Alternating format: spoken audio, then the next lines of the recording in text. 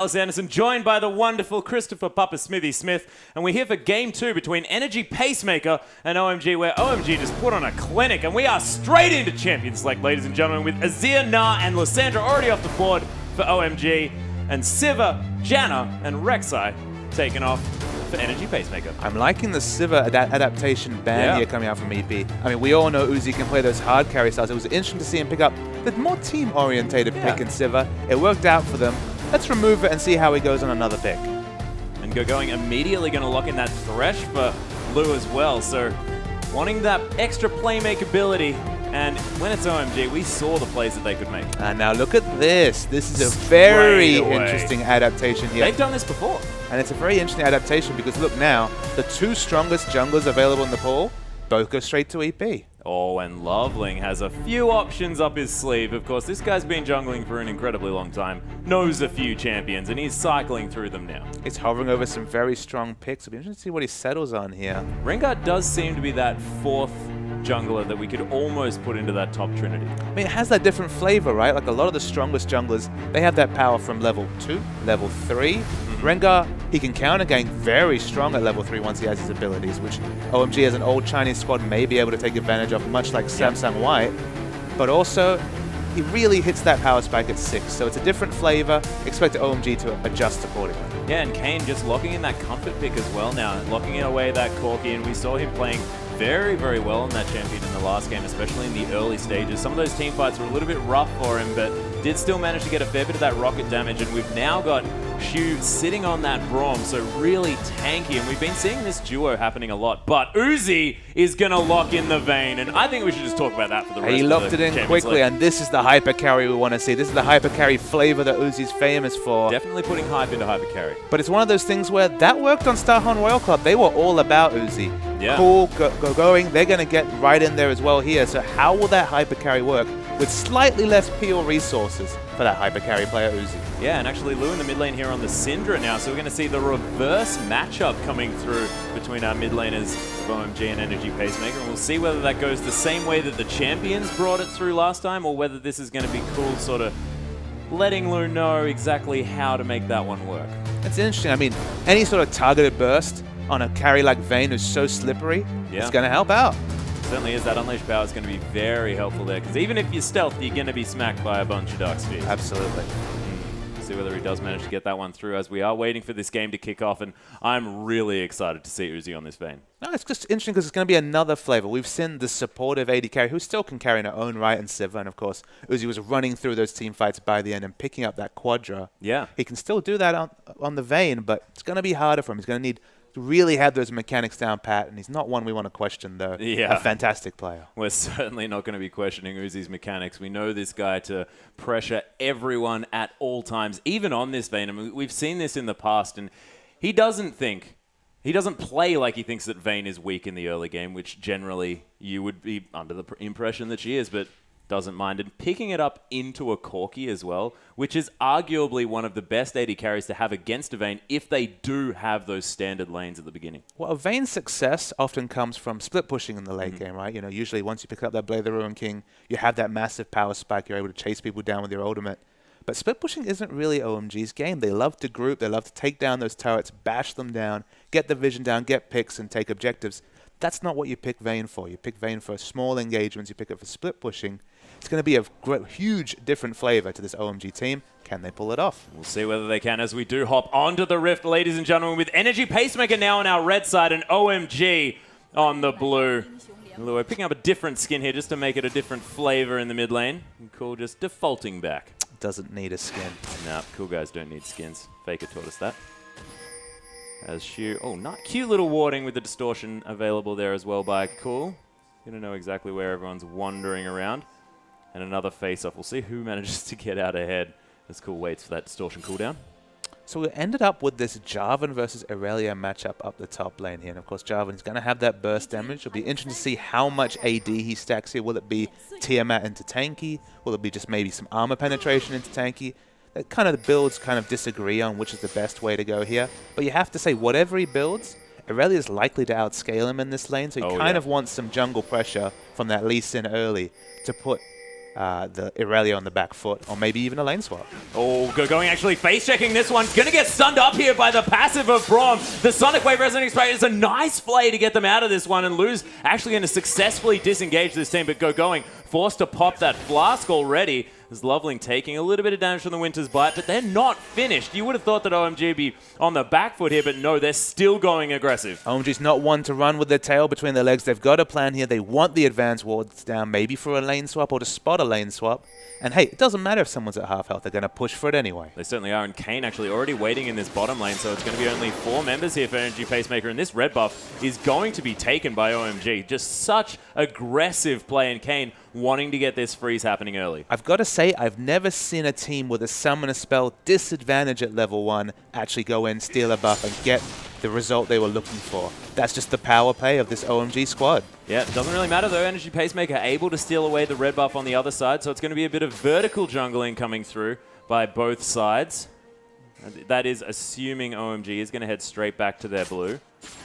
And Uzi successfully manages to get this lane swap that we could understand would be a little bit better for the Vayne player, as Cool now hits level 2 a little bit before Lou as well here in this mid lane. Going to throw out that Sigil of Malice just to tempt the distortion for the proc damage. And the important thing to take away is you mentioned that Vayne versus Corki, not a good matchup for Vayne. So to be able to go in there, get the lane matchup you want, even after blowing a flash at level 1, yeah, it's still a small victory for OMG to start this game. They're doing well. Going back up to full health now, of course, went back to base. Has managed to pick himself up a ward. Chuck a cheeky one there over by his red buff. No rush to get into lane, of course. No, he doesn't really want to walk out too far, but is going to be fine farming under that turret with that Blade Surge, of course, known for being fantastic in that situation. Is Cool just calm and collected, farming out this wave in the mid lane. And again, these early wards, this safety and laning here just means that Rengar, he doesn't have to be sauntering around the bottom lane trying to react with a counter gank here. He can leave going on his own and try and rush that level 6. Yeah. That being said, Energy Pacemaker positioning themselves for a bit of a gank here in the mid lane, waiting for that distortion to come through, and that is actually going to be the Dark Sphere landing. Cool already taken down to about no health as we've got Captain 57 coming in. Cool solo, there's the flash, amazing Jay. Didn't even need to teleport, he's already here. Not respecting that jungle follow whatsoever there from Amazing Jay. Jarvan has access to so much CC and was able to get in there for the first blood. Nice little advantage for EP. Yeah, and again, Energy Pacemaker playing fantastically straight out of the gate here, as we've got Blade Surge and Equilibrium Strike being utilized against Kane by Going, getting out of that Phosphorus Bomb quite nicely.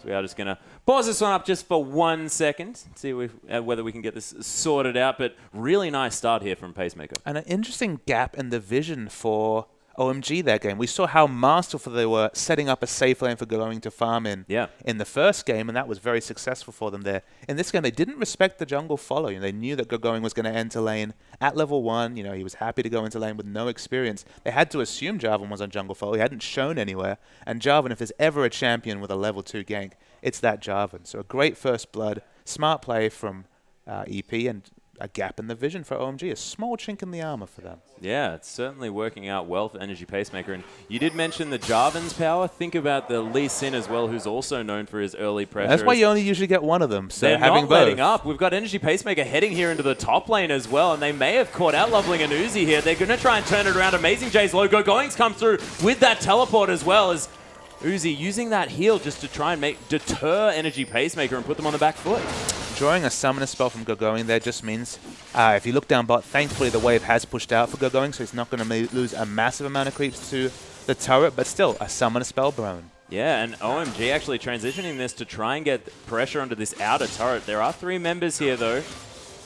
Amazing J, Captain 57 and Shu just hanging out under this turret. OMG aren't going to want to go too far up on this one, but Lou actually dodging out of the way of the Death Sentence, but the chain's going to land. The Ignite's ticking, and Cool answers back in the mid lane. It's off the chain right there. A really bad pun, but you're a funny guy. A great roam coming out there from OMG's support. Yeah, fantastic work by Lou there as well, killing his namesake there in the mid lane. No confusion whatsoever with those names. No, not at all. I'm never known to get confused. So we look at the CS values. We look at the CS values between the 2 top lanes here. Jarvan struggling a bit, of course, has that kill, so that will make up for about 13 creeps or so. So he's slightly in the advantage, but It's up to Aurelia here to get a bit of support so she can get into lane and tussle with this Corki. Yeah, and one thing about Vayne as well is the fact that she's actually not too bad in a 1v1 situation on this champion. Going actually dancing around there with that Blade Surge. She'll be able to clear out as many of these as she can, but going unfortunately Blade Surging into the Phosphorus. See Kane doing his job and trying to get as much damage as possible onto going here. It's going to be a difficult lane for him to farm, especially because he has that level 6 rushing jungler who isn't able to just hang around the bottom lane and support him. Yeah, Leveling actually only level 4 at this stage. Going to be trying to clear out as quickly as he can. Uzi just taking his time, wanting to scale up into this game. Now 39 CS to the 46 here of Kane, but different situations for these AD carries. And looking in the mid lane here, of course, it is the reverse matchup. The LeBlanc versus Ari, sorry, the LeBlanc versus Syndra once again. Core is behind in CS, but certainly not to the extent that Lua was last game. No, it's only 4 here as well, and he's got a few more creeps here hanging out in the mid side. It's Captain 57 looking for Loveling, but he does have that ward available. Going to leap out of this brush. There's the stun coming through from the Bowler Strike as well, and Captain 57 forced to safeguard away to that ward. In fact, put an extra one down just for some more security. Yeah, picking up the Scuttle Crab on his exit there.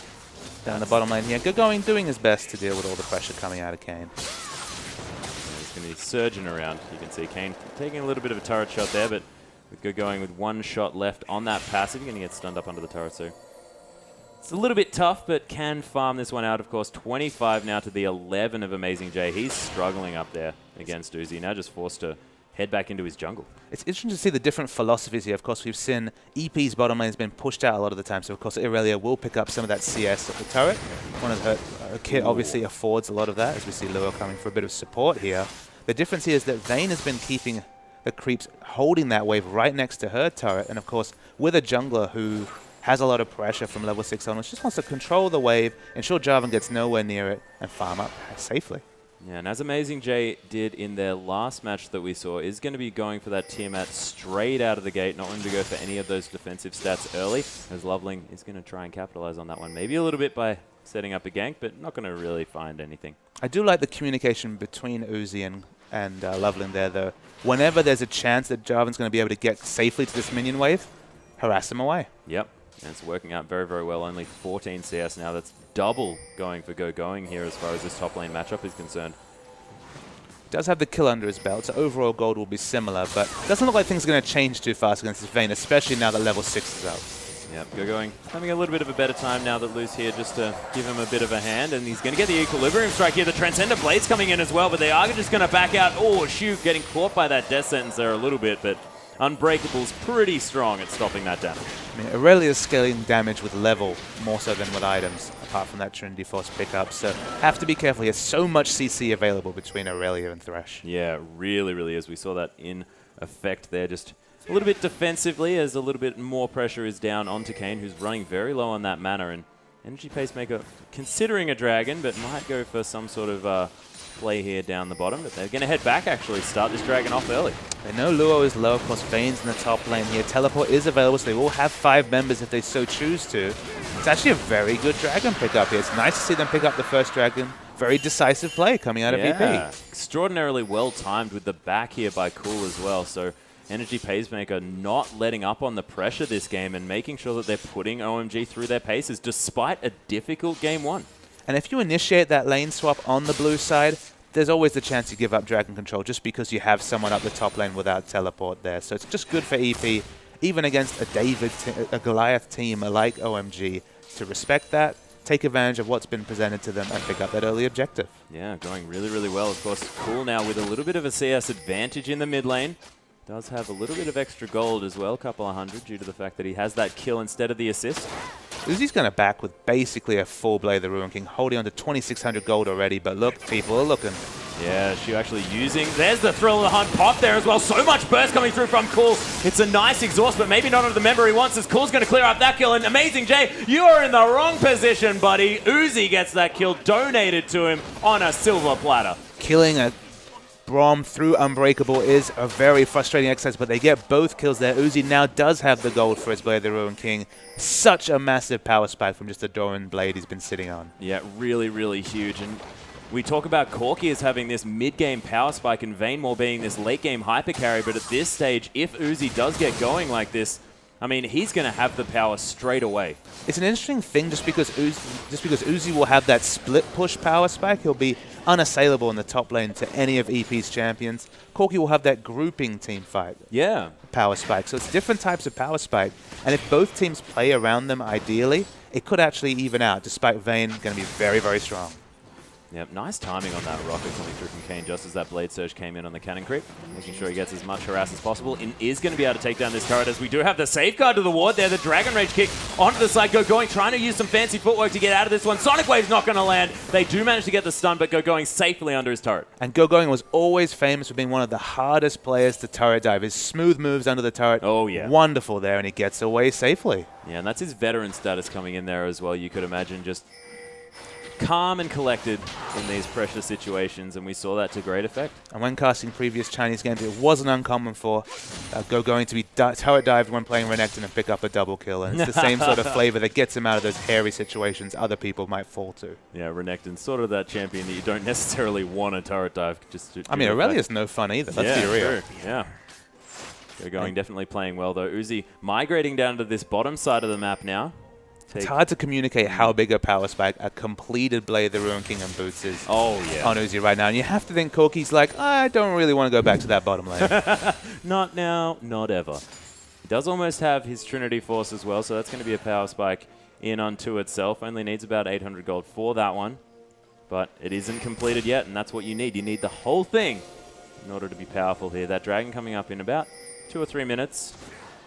And OMG will want to try and pressure for that one because, of course, Energy Pacemaker with a fantastic move to pick up there first. And crazy pick potential coming out of Cool and Leveling there, so definitely not a brush that EP want to check. Looks like going to be an answer with a turret here, and maybe start to get some dragon control after missing out on that first one. Yeah, Kane trying to get Uzi off this one. It is successful.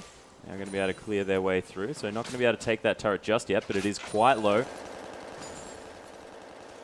And we look up the top lane here. Aurelia is obviously moving out there. Now, Jarvan coming to me. Is that damage Jarvan at least to begin with? A Tiamat pickup here. Yeah. It'll be interesting to see what the first trades between these two top lanes look like, but Loveling's going in. Oh, we have Thrill the Hunt coming down here. Captain 57 is going to get stunned up immediately. Cool's here as well, and the lockdown's long enough for the massive amount of burst to come through, and Cool easily secures that kill. I mean, that duo bursting a jungler is a scary, scary fact 13 minutes into the game. It certainly is, and it's actually Loveling having a bit of a giggle. Hanging out by that ward, and he's going to head back. He's not done here as we've got the final hour being popped here as well. Uzi's going to flash forward aggressively. Loveling's going down very, very low. Uzi gets exhausted here as well. They're trying to turn this around. There's the Silver Bolt clock, and here's the mechanics coming through from Uzi. He's still not dead, but Amazing J flashes onto his face. Going's in the backside, though, and Shu and Amazing J, they're going to have to try and get the heck out of this one, as it's a nice nair to come in as well. Cool's back. And there's a nice chain. The Ignite coming down. Amazing J's probably going to die to that one as Going now going to get turned around upon, but it's a nice lantern to come through as well. But Going getting kicked out of this one. Luo's going to be just evaporated there. Just not going to have the tanky stats that he wants just with that Morellonomicon. And OMG, I don't even really know what happened there because everyone was just filing in left, right, and center. Target selection's that term that we always use there. And look at how many low HP members there are for OMG compared to the 4 deaths that were suffered on EP's side. Target selection, the ability to call in team fights who to focus on. That's the difference between a team fight victory and just kind of walking away, shaking your head for EP. Yeah, they were a little bit, but, you know, they did manage to file around effectively. And Amazing J picked himself up another kill. We'll see whether he can transfer that into some more power around this next dragon, which you have to think that they have to try and deny away from OMG because that's going to be so many stats that they can deny. And you can see the mindset differences between Cool and Plo here. Looking at the items picked up here, LeBlanc 412 now has the Morellonomicon into that Nihilist Large One, all about the burst damage. And Syndra recognizes that's what Luo needs to do as well. But it's just a difference in playstyle between the two, I think. Yeah, blasting one versus that needlessly large rod and an extra Doran's ring as well coming through from Cool. And we can just see already putting so much pressure here in this mid lane. And Lu he cannot approach this creep wave. Well, last game it was all about Syndra zoning the LeBlanc. It's a bit scary for EP if it's the reverse this game. Really, really is. We've got some dual backs coming through here by Energy Pacemaker. The dragon is alive, though. And Loveling setting up for this one as well. They want to get this Scuttle Crab, and Cool just going to distort back to his original position after almost destroying Lu in the mid lane. I call that move Securing Dragon. zone away so much of that potential AoE CC that Scatter the Weak brings, and it's going to be the duo dragon, the support and jungler, and that is a very easy first dragon pickup here by OMG. So if we see a 3-1-1 coming here, I'm just not clear who is going to be able to stand tall next to Aurelia and Vayne here on the EP side. That's kind of the worry here. They have great teamfight damage, great picks, but in a 1v1 sense, Uzi and Gogoing are going to be massive in about 5 minutes' time. Yeah, the question is, I guess, whether the 3 left over there in the mid lane defend off the potential 5 coming through from EP, are they going to have the wave clear necessary to stop them from going on these turrets, or are they just going to have so much pressure it doesn't matter? As we can see, that's 2 members just easily taking out this outer turret in the mid lane, and OMG seem to just have scared Energy Pacemaker away from everything this game. And it's a great point to bring up the wave clear, because it's very limited wave clear on the 3 members from OMG.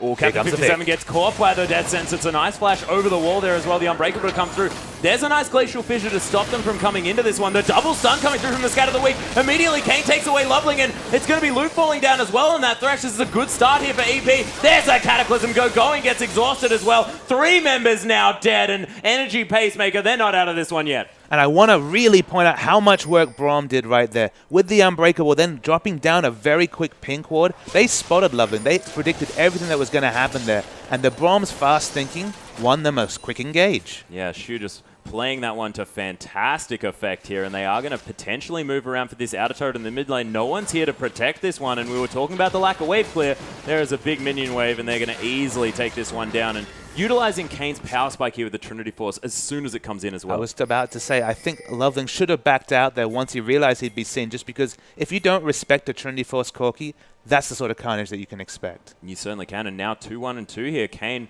on his comfort pick, feeling pretty good about this one as Uzi's spotted him out around here. We'll see whether he does want to go for this 1v1. Has been spotted by that ward, and Kane definitely giving him the respect, backing as far away from that creep wave as he can. And this is where the interesting part of the game comes in. I don't know who you send against Uzi at this point. Maybe a Randuin's Jarvan. He doesn't have it yet, and now he needs to run. Thrill of the Hunt has been popped. He's going to be able to get the lockdown there as well. And this is the 3rd time we've seen it, and it's happened yet again.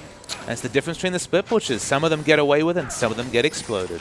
Yep, it's going to be the Unbreakable there used to stop Luo from really being able to do much. And Kane's trying to get this damage down. The stun is inevitable here onto Luo. There's a Phosphorus Bomb. Kane just takes down that Thresh with relative ease. But you'll always take a trade where you're able to take a top laner out and push up a lane compared to just really overextending to pick up just a single kill. So you still have to give that little engagement window to OMG. Yeah, and we do have actually Uzi building up a Ghost Blade by the looks of things on this Vayne. The purple build, as it is otherwise known. It's the split push special. It certainly is, and once you get that active down when you're taking down that turret, you're going to be doing a fair bit of damage to that one. Well, it's more that whenever someone comes in vision range and gets Blade the Ruined King, they're dead. Yeah, they are dead, and you could imagine that with Uzi in the hands of this Vayne, or with Vayne in the hands of Uzi, sometimes it's hard to separate those two things. Yeah, exactly right. Oh, Amazing J again getting aggressive on Gogoing this time. There's the Cataclysm. Amazing J flashing out of that one yet again. It might buy him some time here as Captain 57's come through, and Shu's just going to stand behind me to one of these minions just to get himself in front of this line, and Uzi continuing to split push. And all Corki can really do here is hug his turret, try and clear waves with his abilities, and then just say, hey guys, I need some help. Yep, and just cry a little bit. You can imagine crying might happen. A single tear at least. Blue buff could belong to Uzi here as well. He's doing a fair bit of damage due to the fact that that Blade of the Ruined King does a fair bit to the neutral creep. It's going to be donated to Cool though, of course. Wanted to get that one on that guy. Shu not going to land the Winter's Bite here as well. As Uzi going to pop that final hour as well. Going to use that Blade of the Ruined King. Takes the land to safety as well. As Death Sentence going to land on Shu. The box is going to come down, but oh dear, Lu, you're dead, mate. But definitely some nice protection of his AD carry. And meanwhile, going up the top lane, it's going to get some good damage on this inner turret. Probably not going to be able to take it down. Doesn't quite have the Trinity Force completed yet, but the evasive maneuvers from Vayne were good. And Lu just said, well, I'm going to have to give this up for my team. Yep, 0, 3, and 5 now on the Thresh, sacrificing himself for the good of his team. As Cool just heading in there. Oh, Uzi actually getting caught up here. There it is, the combo to come through. And this is what we're talking about. If you can target that ability, that Vayne's going to die. I guess the important factor there is you look at the wards around the enemy's blue buff there. Not many, as we see. Loveling might be going in. Yeah, Thrill of the Hunt had been popped there. He's hunting down for Kane, or Captain 57 is going to be leaping out of these brushes, forced to flash away immediately though. There's 4 members here. Cool tries to get some Mimic Distortion damage onto this one, but they're not going to be able to fend them off this red buff, and they're going to be able to pick that one up. Actually went to Captain 57, so Kane probably would have wanted that one. Well, the Mimic Distortion there was doing massive damage from Cool, so it was just a case of a crapshoot of who would take it down. Captain 57 will have to take it. Yeah, he does have that smite available, so it could secure that one, and it's better than giving it away as the... Oh, wow. Even the Mimic Sigil still doing a lot of work. Going definitely has his gold for the Trinity Force here, so he wants to go back and chop, but maybe they'll take some kills with him. Yeah, the Unbreakable Shoot looks a bit breakable now. Look at how much damage to come through from Cool even through that one. The Dragon's Rage is going to go on to go going, but gets stunned up there a little bit by the Scat of the Week, but they are going to get out of there just fine. Energy Pacemaker still showing signs of life in this matchup. But interesting to know that OMG still have those little mistakes from their God tier status that they might achieve by the end of the season. I mean, Uzi, the split push pressure was good. He just didn't have the ward coverage to supplement standing in such an aggressive spot, and that's why Syndra was able to come out of vision and pick up a kill. So once they get some better vision downs, you can see both Rengar and Thresh are going in to try and secure that vision. The split push will be just that much safer. Yeah, and you could imagine as well, once he does pick up what is quite possibly going to be an eventual Quicksilver Sash, as Cool actually gets ultimated through here. Does get the shield from the Lantern. He's going to be okay. Yeah, I was just going to say, if that Quicksilver Sash comes in, Uzi, you could imagine, is going to be far more happy in this split push. I think there's going to be some damage before we see any defense coming out of Uzi. That's what Thresh is for. Yeah, that's true. He's got that Mikhail's coming through soon, I could imagine. Nice timing on signing the Dragon. They know that LeBlanc's had to back away. This could be a second Dragon coming down from EP. It's not quite the gold lead that you get in previous seasons, but look, getting objective control over OMG, it's a rare feat. Yeah, 2 dragons to 1 now. You could imagine that is going to even this game up most definitely, as Transcendent Blade's going to be used by going here. They want to get this inner turret in the mid lane as a response. Lovely and going with not too much damage, and Lovely going to get caught up here just a little bit by that Scat of the Week. Is going to use that ult defensively, but that vision's going to be available from Captain 57. Not going to be able to overextend too far into this, though, as Gogoing's going to pick up that pink ward. Death Sentence not going to find its mark here in the mid, and everyone just posturing around. It's going to be a nice chain to come through at a very odd angle. I do like it when you head back to the Distortion and use that chain, because weird stuff happens. See a massive minion wave pushing the top lane, so Gogoing's going to back off and farm up here. Has got his Trinity Force, so that's the first power spike coming in. A little bit late, you'd have to say, but of course there was the lane swap situation coming out there. Going to be the Yomi's Ghostblade completed on Uzi as he backs right now. The item timings, they're starting to come in for OMG. They're about 2,000 gold ahead, which is a comfortable lead, but not a massive one by any stretch. And there's 2 dragons. They're kind of keeping EP in this game. Yeah, they really are. As Cool has finished off that Rabbiden's Death Cap as well, so big spike for this guy. Wants to probably go for that Void Staff next, I could imagine. But look, I mean, Luo's matching him item for item. Yeah, he does have the Death Cap of his own, so the single target burst, you'd have to imagine on Uzi is going to come in. But look at this. I spoke about Uzi prioritizing damage, but he has got that null magic mantle. So a quick QSS. Look, it's not going to solve all his problems, but it'll help out for sure. Yeah, certainly likes that in a split push situation. It's cool. Just going to walk towards Kane and then disappear. And look, much safer split push coming out from Uzi. Look at the minimap. He has 2 defensive wards down. It's not going to be a Syndra coming unawares this time. And more farm comes down for the Vayne. Yep, cool. Just going to take that land just for funsies. They say, Luke, if you're going to give it to me, I'll take it. As they are going to get pressured here in the mid lane, and it might be Energy Pacemaker noticing the fact that they don't necessarily have as much wave clear in this 4-1 split that they would have otherwise had, as Loveling is going to have full bar here in order to get his bowler strike down with that stun, as Winter's Bite is going to spot him out before they are going to come through. Uzi's rotated around here, though. 5v5 could break out in the mid. We'll see who is going to come out on top, because, of course, a few scaling champions on the side of OMG. Haven't quite hit their stride as of yet. It's the classic battle, Siege and Engage versus Split Push, but here we go. The Flash Death Sentence to come through, but that's the Unbreakable Thresh as well. Oh, the box to come down, but so much damage, and that's Thresh already dead. Captain, Amazing Jay's going to fall down. Lou as well. Oh my gosh, the damage from Uzi does get exhausted here, and Kane forced to flash out of the way. Shu somehow still alive, but not anymore, as Uzi, so aggressive, gets slowed straight up. It's a nice chilling smite, but why would you go back in on that one, as Cool just distorts him to death? The Lee Syndrome finally comes in there in this second game here. The go button was hit. That once that threshold hit, I thought, well, this is not the one you want to follow. It was on Braum, who counter-engaged, but OMG slightly too strong right now. They're going to push down this turret. And it should be the first inhibitor of the game to OMG. Yeah, and I really like Lou's sacrificial play here this game as well. Using that box, setting it up, getting all of his abilities down as we do actually. Oh my gosh, Loveling just getting eliminated here. Uzi's down so low. Kane, is he going to be able to do it? But no, Uzi with the smooth moves picks up a double. Uzi always finds a way to survive. He does it again right there. Excellent target selection. And that Vayne, she's gotten going, that's for sure. 6-2-2 already. Yeah, and the cute little zoom in, beautifully done. 6-2-2, as you just mentioned. 232 CS as well, so about 40 up on Kane on this Corki as well. So scaling through into this game. So much money. 2,000 in the lead over his opposite number on the other side. And you have to think he's a kid in the candy store in the shop right now. Oh, picks up the QSS and finishes that last Whisper as well. No one can go toe-to-toe against one Uzi of these, anymore. one of those, and then some more kills coming my way. Oh, yeah, just hanging out or just taking everything from the shelves.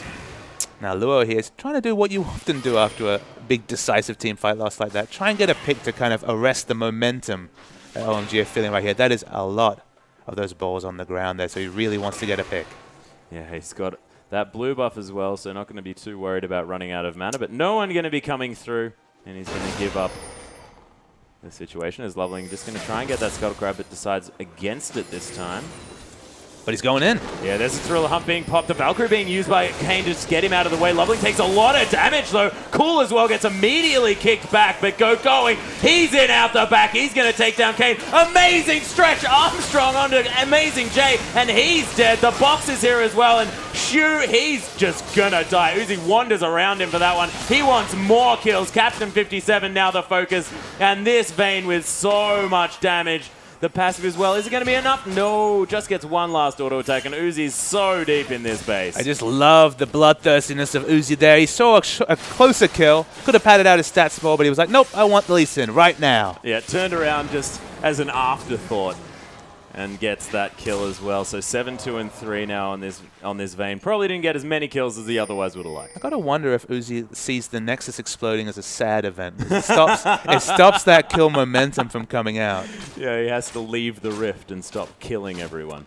There's always next time. Yeah, it certainly is.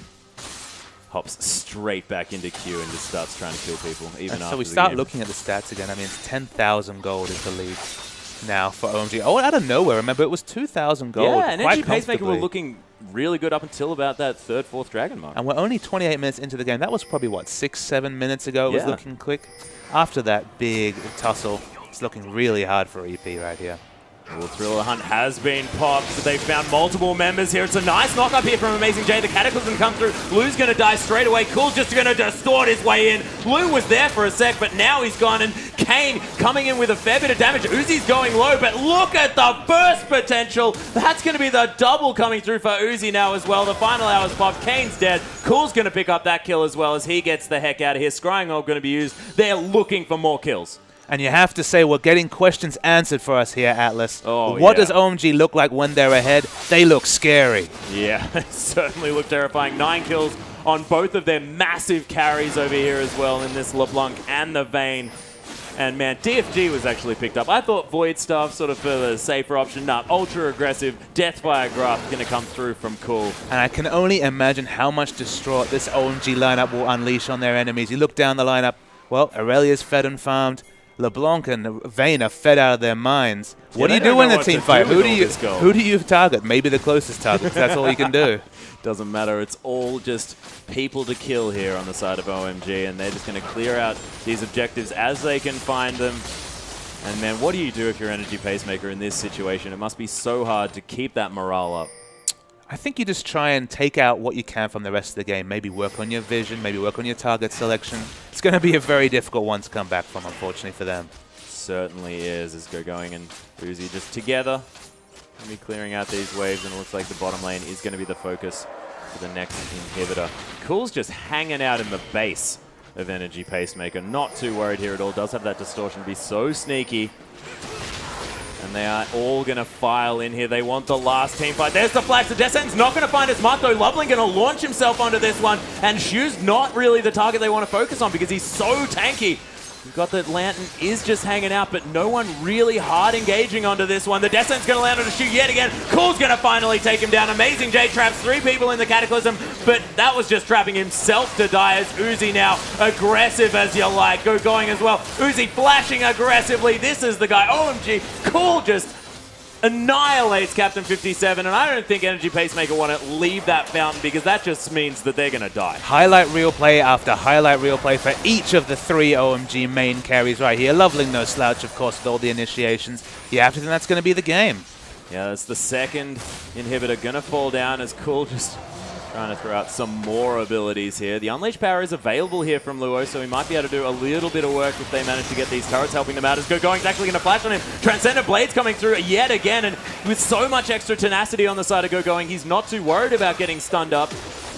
There's overstaying, and they're still being in the base right now, about 2 minutes after a fight. They're finally sauntering off. They just want to go buy a few more items and come back, I think. Yeah, and Loveling and Luce still just so low health, but happy to hang out as Energy Pacemaker finally make their way out of their base, or the shambles that used to be their base. Yeah, not too much to take if you're an EPHK fan right here. Although Uzi might get caught up here. He does get knocked up. There's the Sonic Wave. Resonating Strike, a nice ground slam with the Tempest. And Captain 57 picks himself up a kill on the main carry. Well, at least some catharsis coming out for the EP guys, finally getting on top of that vein. Oh, Captain 57 not done yet. Oh, not going to quite find Cool, who's very low on mana. Multiple wards getting popped down here. Is Cool just going to hang out in the middle of nowhere and just back? He's not too worried about what's going on. Loveling popped that Thrill of the Hunt. He's got a fair bit of cooldown reduction now. Probably doesn't. Oh, actually not too much. Went for that Banshee's Veil instead. He's just scouting out, hoping for a quick pick there. I imagine the plan now is just to pick up that Baron vision, take that objective down. You have the waves pushing so hard, of course, and from there close out the game. Yeah, it seems to be a little bit of a spiral here for Energy Pacemaker. They're going to have a wondrous engagement. Kane's getting found by Loveling here, but he's a tanky Rengar. Not exactly with the damage that you'd want, and that's just an easy kill here for Kane as Going's come through. Immediately gets exhausted, though, as well, and he's going to get stunned at the same time. This 2v1 situation working out for Energy Pacemaker. Worth noting, of course, no real cavalry coming through here. Cool, though. He's in the brush. Yeah, we do. Okay. Okay, Amazing J I think was there. I'm not sure. You'd be forgiven for thinking that was a full damage, Jarvan. Yeah, actually going to get stunned here as well. He's going to get balls thrown at him and he's going to fall down. Lou picks up that kill. It's a double play into the box. More sacrificial play. Cool. So much damage with that distortion. Lou gets stunned, but he's not going to die this time. This isn't over because Vayne got full health. She's coming. Yeah, she's heading straight in the front door as well. Just going to take down this inhibitor, being like, guys, yeah, come and fight me. I dare you. I think they're going to take a rain check on that one. I certainly would. All right, so they pick up the objective here. Baron's probably the best objective to pick up here, but of course they're picking up turrets left and right, so it doesn't really matter. You have to think they're going to back off, pick up that Baron just to cement their advantage. Yeah, Loveling, he's a bit close to that one. Just says, guys, I want to take this. Come and give me a hand. He's hanging around in the pit. I think he's... Come on. Come on. Ah, cute little death sentence into the Dark Passage. And that's going to let the OMG members easily take down this Baron. Of course, Vayne so much damage with both the Blade of the Ruined King and those Silver Bolts. It's going to be the teleport coming down from Going as well after he went back and picked up his Spirit Visage as well. And we didn't mention the item pickup here by Uzi, but he now has that Mercurial Scimitar as well. That extra movement speed when you push the button, and of course that cleanse effect, which is so fantastic coming through. Not to mention another heck of a ton of BF Sword damage on that as well. And that Baron buff is the fruit of that sustained push. They spent so much time in the enemy's base, they never had a chance to go out there and get any defensive wards around Baron. Easy, uncontested Baron coming out. And now we're waiting for the people to come from the base. 3 carries. Look at these 3 main men who are looking to carry OMG this season. They're all in the enemy base, and they're ready for some more. Yeah, but oh my goodness, already so much damage. It's a nice triple stun coming through onto the members of OMG, but Energy Pacemaker just trying their very best not to fall over. And this is the last valiant defense to come through from the members of Energy Pacemaker as Kane takes a lot of damage. Shu again going to be the focus, but he's not as tanky as he was before as Loveling found his way around the side. The bowler's going to land as well. It's a nice essence on Lou. He was there for a second, now he's dead, and that's going to be the Cataclysm to come in as well. But oh my gosh, Amazing J. Just so much damage from OMG coming in. And that is the Nexus is now going to be the secondary focus from all of these kills, just going left and right onto OMG, 31-15. What a bloodthirsty game as they're diving the fountain, and now the Nexus falling, and Uzi just with so much damage onto those structures. And so the question we had there, Atlas, the question that we came into this match thinking is, so they've got 3 main carries. Surely someone has to step back and be a bit more supportive. Someone has to give up that carry status. On this evidence, and okay, it's against EP, it's not one of the top teams in China. On this evidence, which is all we have to work with, they're here to stay, and there's some superstars on that team. They really, really are, and going as well. Just massive on that Aurelia. Probably stepped into a more supportive role, but Cool was doing so much work. And Uzi, despite having a little bit of a fumble at the beginning, getting soloed out there by Lou, but in the end, you cannot deny that guy's ability on that Vayne. But we are going to leave it at this one. The LPL will be over for today, but we're going to be crossing over to